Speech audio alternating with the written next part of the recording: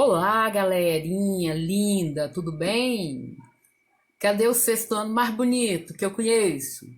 Então, gente, nós estamos em casa, né? Fazendo nossa parte, né?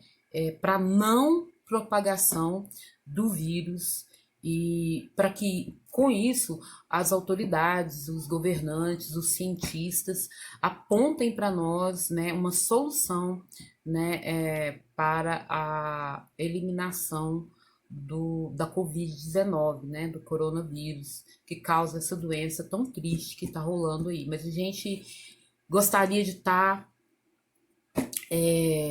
tendo, né, as nossas atividades de forma normal, mas infelizmente nós não podemos, mas também nós não podemos parar, né? E é por isso que eu tô aqui, para dar continuidade aos estudos de história do sexto ano do CETI Chico Mendes. Então, meninos, vocês lembram? Claro, né? Foi ontem. Ontem é forma de dizer, né? Mas assim, tá bem recente. O que a gente está estudando, hein? Alguém lembra? Pré-história, né, galera? Então, a pré-história, ela é a divisão do tempo histórico, né? Que vai da origem, né, do ser humano, dos primeiros hominídeos, lembram lá os primeiros hominídeos? Até a invenção da escrita, né? E a pré-história é dividida em três fases, né? Paleolítico, Mesolítico e Neolítico. Então, meninos, a gente começou a estudar um pouquinho sobre isso, mas aí para dar uma reforçada, vocês vão acompanhar um vídeo aqui, tá? Na descrição desse vídeo vai ter lá as atividades para vocês fazerem, tá bom? E ó, boto fé, hein? Vamos lá! Olá pessoal, aqui quem fala novamente é o Gêner Cristiano do historiação.com.br. Vamos começar a aula de hoje que tem como tema a pré-história. Mas antes de começar a falar da pré-história especificamente, uma pergunta que sempre surge quando esse tema é abordado é esta aqui: qual é a origem da vida? Existem inúmeras tentativas de resposta, nem todas elas são definitivas, mas que ajudam a compreender um pouco do caminho da humanidade até chegar até esse momento da nossa história. Nós vamos apresentar algumas tentativas de resposta. Vamos falar da teoria criacionista, da teoria evolucionista, da teoria do Big Bang e vamos falar também um pouco sobre os dinossauros, répteis gigantes que um dia dominaram o nosso planeta. Então, vamos ao início da aula. Teoria criacionista. Então, retornando à pergunta, qual é a origem da vida? Deus criou o homem e tudo o que existe no universo. Essa é a origem da vida, segundo a teoria criacionista que dominou o mundo cristão ocidental até o século XIX. Na Bíblia, no livro Gênesis, a criação do mundo é descrita com riqueza de detalhes. Temos Deus criando o homem, Adão, do pó da terra, e a mulher, Eva, de sua costela. Então, de acordo com a teoria criacionista, é impossível pensar o mundo e a humanidade sem a presença da intervenção divina. Nós temos um Deus que é onisciente, onipresente e onipotente, ou seja, um Deus que tudo sabe, presente em todos os lugares e que tudo pode. De acordo com a teoria criacionista, nós temos a presença de um Deus que intervém o tempo todo nos acontecimentos humanos, determinando tudo o que acontece. A imagem ao lado mostra justamente a presença desse Deus criando Eva a partir da costela de Adão. Porém, no século XIX, os homens não se contentaram com essa explicação. É daí que nós temos o surgimento da teoria evolucionista. A origem da vida está no processo de evolução. Essa foi a resposta de Charles Darwin, naturalista inglês, que publicou uma obra revolucionária intitulada A Origem das Espécies, no ano de 1859. Neste livro, Darwin afirma que os seres vivos, incluindo aí os seres humanos, passaram por um processo evolutivo ao longo de milhões de anos. teria ocorrido um processo de seleção natural que preservou aquelas espécies que conseguiram se adaptar às modificações do ambiente. Segundo palavras do próprio Darwin, a espécie que sobrevive não é a mais forte e nem a mais inteligente, mas sim aquela que melhor se adapta às modificações impostas pelo ambiente. Darwin chocou o mundo com sua teoria. Chocou e ainda choca, porque pela primeira vez alguém tirava o poder da criação do mundo e da vida das mãos de Deus. Darwin tirou a discussão do campo religioso e a levou para o campo científico, e isso desagradou o mundo que era dominado por ideias religiosas ainda no final do século XIX. Nós estamos em pleno século XXI e ainda hoje existem escolas espalhadas ao redor do mundo que proíbem o ensino da teoria evolucionista, pois, segundo elas, a teoria criacionista é única e legítima para explicar a origem do homem, do universo e de todas as formas de vida. Outro ponto polêmico na teoria de Darwin é a afirmação de que o surgimento do homem seria o resultado de um processo de evolução a partir de outros primatas. Ou seja, o homem e os primatas teriam uma origem comum e se separaram ao longo do processo evolutivo. Essa afirmação de Darwin de que homem e primata têm uma origem comum foi intensamente ridicularizada ao longo do século XIX. Porém, atualmente, com os estudos e pesquisas de engenharia genética, está comprovado que 98% do DNA humano é idêntico ao DNA de um chimpanzé. Ou seja, o processo evolutivo do Homo sapiens a partir dos antigos primatas é algo incontestável do ponto de vista científico na atualidade.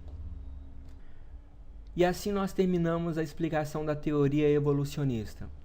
Vamos para a próxima teoria, que é a teoria do Big Bang, a grande explosão. Essa teoria foi formulada entre 1927 e 1931. Segundo ela, o universo teria entre 10 e 20 bilhões de anos. Sua formação teria ocorrido a partir da grande explosão de um átomo fundamental, que espalhou poeira cósmica por todos os lados. Depois do Big Bang, teria ocorrido uma sucessão de explosões menores. Depois dessas explosões, houve o esfriamento da matéria, seguido da formação das estrelas, dos planetas e de todas as formas de vida, e de tudo mais que existe. Essa é uma teoria da física. Sugiro a você, caso tenha maiores dúvidas, que consulte o seu professor de ciências ou seu professor de física. Com certeza, ele vai poder dar explicações um pouco mais detalhadas sobre a teoria do Big Bang. Vamos agora falar um pouco sobre os dinossauros. Bom, os dinossauros habitaram o planeta há cerca de 150 milhões de anos atrás e desapareceram por volta de 65 milhões de anos atrás. O desaparecimento dos dinossauros é explicado por uma colisão de um asteroide de cerca de 10 km de diâmetro que colidiu com o planeta Terra, exterminando todos os dinossauros e 50% de todas as formas de vida que existiam naquele momento. A extinção dos dinossauros foi o que proporcionou o desenvolvimento e evolução dos mamíferos, dentre eles os seres humanos. O mais antigo hominídeo registrado pela arqueologia teria existido há cerca de 4 milhões de anos atrás. Ou seja, existe uma lacuna de mais ou menos 61 milhões de anos entre o último dinossauro e o primeiro hominídeo. Ou seja, estou querendo afirmar e estou afirmando que dinossauros e seres humanos nunca dividiram ao mesmo tempo o mesmo espaço no nosso planeta. Um pouco mais sobre os dinossauros. Nós temos aqui um catálogo com as espécies de dinossauros que já foram encontradas e catalogadas pelos arqueólogos. A espécie mais conhecida, sem sombra de dúvidas, é essa aqui, o famoso, o destemido Tiranossauro Rex, sempre presente nas produções de Hollywood e nos desenhos animados. E assim nós terminamos essa primeira parte. vamos falar agora da pré-história propriamente dita. Vamos começar analisando rapidamente esta linha do tempo. Nós temos aqui em destaque os períodos Paleolítico e Neolítico. O período Paleolítico começa há 4 milhões de anos atrás, ainda na Era Terciária, quando nós temos o surgimento do primeiro hominídeo, o Australopithecus, e vai até 10 mil anos antes de Cristo. Nesse mesmo período, temos o início do Neolítico, que vai de 10 mil a 4 mil anos antes de Cristo. Aqui nós temos em destaque o início do chamado período histórico, de acordo com a historiografia tradicional, quando nós temos o surgimento da escrita na Mesopotâmia, no ano de 3300 a.C. E essa linha do tempo se estende até os dias atuais. Nós temos algumas considerações a fazer sobre essa linha do tempo. Mais à frente, maiores explicações serão dadas. Vamos então aos detalhes do período pré-histórico. Algumas considerações iniciais que você precisa saber para compreender a pré-história e que vai ajudar muito no momento em que você fizer a sua prova. Primeira consideração: o nosso planeta tem cerca de 4,6 bilhões de anos. O surgimento do primeiro homem é, portanto, muito recente se comparado com a formação do planeta Terra, pois aconteceu há apenas 4 milhões de anos atrás. Tratar de um período tão extenso é tarefa das mais complicadas. Por isso, foram criadas divisões como Paleolítico, Paleolítico Superior, Mesolítico, Neolítico, Idade dos Metais, por exemplo, apenas para que você possa compreender o tema. Essas divisões foram criadas para facilitar a sua compreensão. O termo pré-história diz respeito ao período que vai do aparecimento do homem há 4 milhões de anos atrás até o surgimento da escrita na Mesopotâmia. É importante frisar isso. Essa é uma definição tradicional da história, que serve apenas como referência de localização no tempo. Há muitas décadas, a disciplina de história faz o uso de múltiplas fontes históricas para reconstruir o passado da história humana. Então, pinturas rupestres, achados arqueológicos, fósseis, arquiteturas, tudo isso é fonte utilizada pelo historiador e por outros especialistas para fazer esse trabalho de compreensão do passado. É importante salientar isso porque a ausência de escrita não significa de forma alguma a ausência de história. Além disso, até os dias atuais, nós temos povos que não possuem escrita, vivem da coleta e da caça e se organizam a partir da tradição oral, assim como acontecia há 10 mil anos atrás, e nem por isso nós podemos chamar esses povos de pré-históricos. Então, podemos tirar mais uma conclusão. O desenvolvimento dos grupos humanos não foi homogêneo em todas as regiões do planeta. Outra consideração importante. Como já dissemos, a pré-história é um período extremamente longo. As informações apresentadas nessa aula basearam-se nas fontes mais confiáveis possíveis. Porém, mesmo entre os especialistas da arqueologia, da antropologia, da paleontologia, dentre muitos outros profissionais, existem muitas divergências, principalmente no que diz respeito às datas de início e de término de um determinado período. Portanto, a datação da pré-história é uma base de referência para os nossos estudos. É apenas uma referência para que você possa se localizar no tempo e no espaço. Não existe exatidão em relação a isso. Vamos seguir em frente com a nossa aula. Vamos falar agora da escala evolutiva dos hominídeos.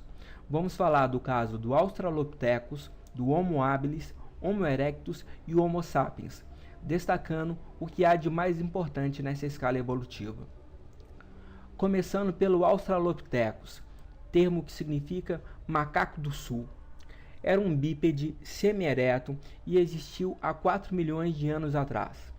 Chegou a atingir 1,5 metro de altura. E aqui uma característica importante: ele possuía o polegar invertido. Isso deu a ele a capacidade de manusear os instrumentos com uma precisão que os outros animais não tinham. Capacidade craniana, algo que nós vamos destacar aqui o tempo todo. Essa capacidade do crânio estava entre 380 e 550 centímetros cúbicos. Nós perceberemos aqui que o aumento do volume cerebral significa o aumento da capacidade de organização simbólica, linguística, cultural dos seres humanos em relação às demais espécies. E o Australopithecus já era carnívoro. Vamos ao nosso próximo hominídeo, que é o Homo habilis, termo que significa homem habilidoso. O Homo habilis possuía características físicas semelhantes ao Australopithecus. Ele viveu há cerca de 2,5 a 1,5 milhão de anos atrás. Já atingiu uma estatura maior, 1,57 m de altura, e verificamos também o aumento de seu volume cerebral, que ficou entre 550 e 680 centímetros cúbicos. O aumento da capacidade craniana significa aumento da cognição, aumento da inteligência, aumento da capacidade de compreender e de manipular o ambiente que estava ao seu redor. Tanto é que o Homo habilis foi o primeiro a construir e utilizar ferramentas feitas de pedra lascada, e ele também incluía a carne na sua alimentação. O nosso próximo hominídeo é o Homo erectus, termo que significa homem ereto. O Homo erectus era um bípede com a capacidade de se manter ereto e que existiu há cerca de 1,8 milhão a 50 mil anos atrás. Atingiu a estatura de 1,70 m de altura. Ele também utilizava o fogo para se proteger dos animais selvagens. Verificamos mais um aumento do seu volume cerebral, que ficou entre 750 e 1.200 centímetros cúbicos. Voltamos a repetir: o aumento do volume cerebral significa aumento da inteligência e o aumento da capacidade de abstração. Tanto é que ele já tinha a capacidade de produzir objetos de pedra e de madeira. Vamos terminar o nosso quadro comparativo falando do Homo sapiens, que significa homem sábio. O Homo sapiens era um caçador carnívoro. É a espécie atual da humanidade, surgida há cerca de 200 a 150 mil anos atrás. Foi o Homo sapiens que desenvolveu a habilidade para produzir objetos de dimensões reduzidas, o que significa alta precisão na produção de produtos e ferramentas para usos específicos no seu dia a dia. Houve também o desenvolvimento da pintura rupestre, da construção de estatuetas e também o desenvolvimento do pensamento abstrato e simbólico, o que significa o desenvolvimento da linguagem em alta complexidade, aumentando assim a capacidade de comunicação entre os seres humanos. Isso foi possível devido ao desenvolvimento da capacidade craniana. O volume cerebral atingiu os estágios atuais, ficando em torno de 1.400 a 2.000 centímetros cúbicos. Isso permitiu o desenvolvimento do arco, da flecha, das embarcações, cerâmica, tecelagem e agricultura. Ou seja, toda a complexidade das culturas humanas foi alcançada nessa fase de desenvolvimento do Homo sapiens. Vamos falar agora do desenvolvimento das culturas pré-históricas, a começar pelo período paleolítico. O paleolítico começa há 4 milhões de anos atrás e se estende até 10 mil anos antes de Cristo. O paleolítico também é conhecido como Idade da Pedra Lascada. Nessa fase, os nossos ancestrais tinham uma vida nômade e uma economia coletora, o que significa que eles não tinham moradia fixa e se deslocavam constantemente à medida em que encontravam caça, pesca e frutos para serem coletados. Temos a utilização de ferramentas feitas com ossos, pedra e madeira, mas com polimento ainda muito rudimentar. A vida era comunitária, em pequenos grupos familiares.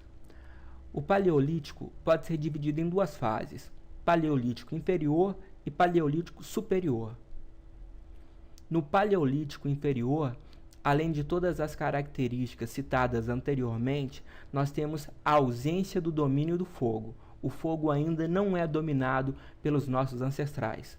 E a vida se constituía basicamente da caça, organizada em pequenos grupos. Essa organização era o que permitia caçar animais muito maiores e mais fortes do que os primeiros seres humanos. A outra fase do desenvolvimento do período paleolítico é chamado de Paleolítico Superior.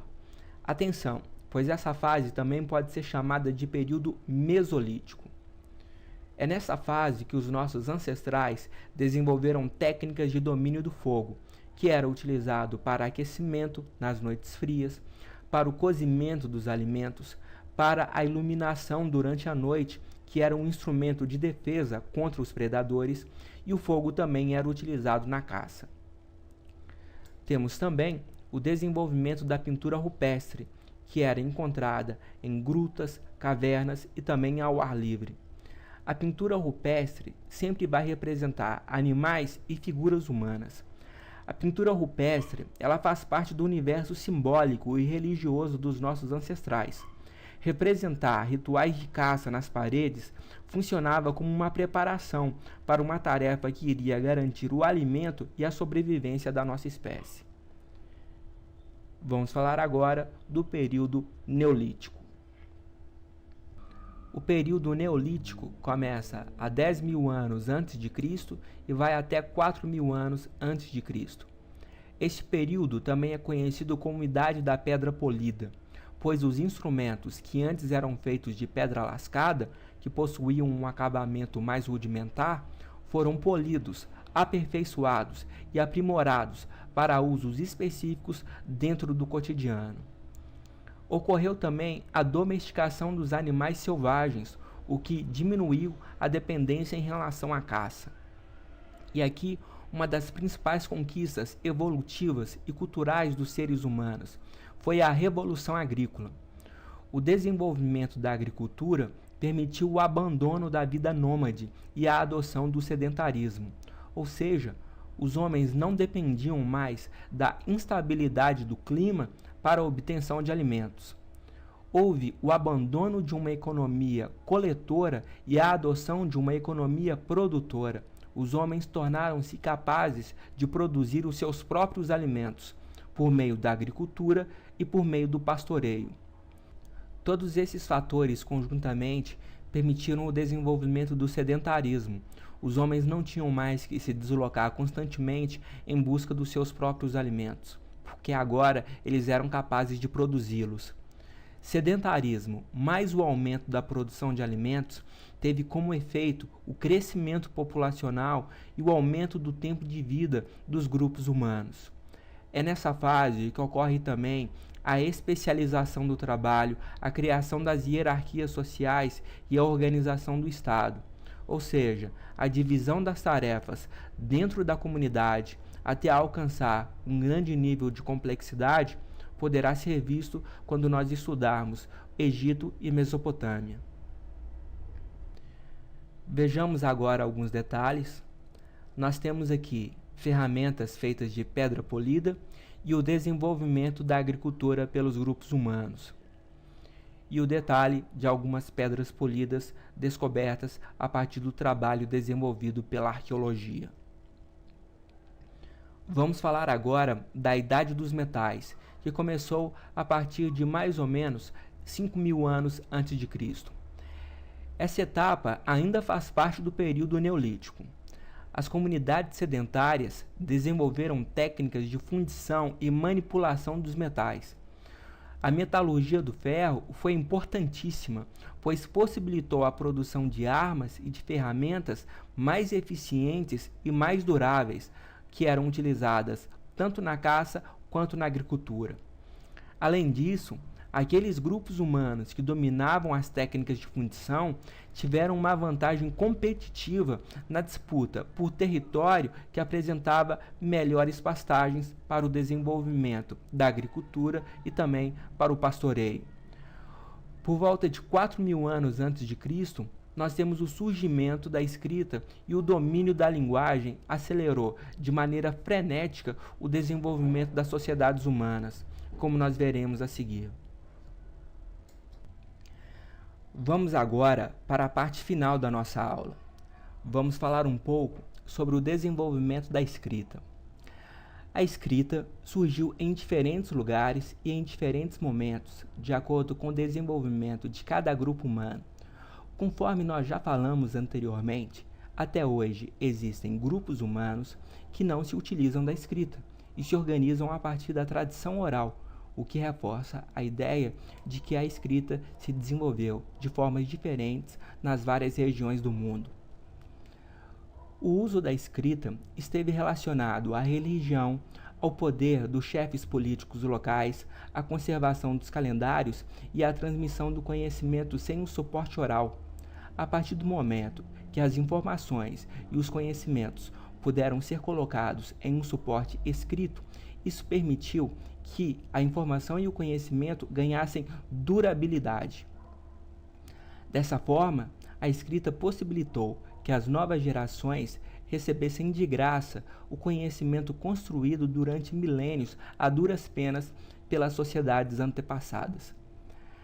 Dessa forma, os processos de criação e de inovação ficaram cada vez mais acelerados, permitindo melhorias cada vez mais significativas a cada nova geração que recebia essas informações e esses conhecimentos. Agora vamos à conclusão da nossa aula. Bom, aqui nós estudamos o processo de hominização do homem, ou seja, o processo evolutivo desde os primatas até o estágio do Homo sapiens. A reconstituição desse passado do planeta e dos homens só é possível devido ao trabalho conjunto de arqueólogos, paleontólogos, antropólogos, geólogos, historiadores e uma infinidade de vários outros profissionais. A pré-história pode ser definida como um período em que ocorreu o desenvolvimento biológico do homem, o aumento de seu volume cerebral, o desenvolvimento da linguagem e conquistas tecnológicas, tais como o desenvolvimento do fogo, da agricultura, da fundição e da escrita, bem como a organização e a hierarquização social. Tudo isso ajuda a definir esse longo período histórico que nós chamamos de pré-história. E assim, nós chegamos ao final da aula. Esperamos que vocês tenham gostado. Caso vocês queiram ver um pouco mais, basta acessar o nosso site, o historiação.com.br. Um abraço a todos. Até mais.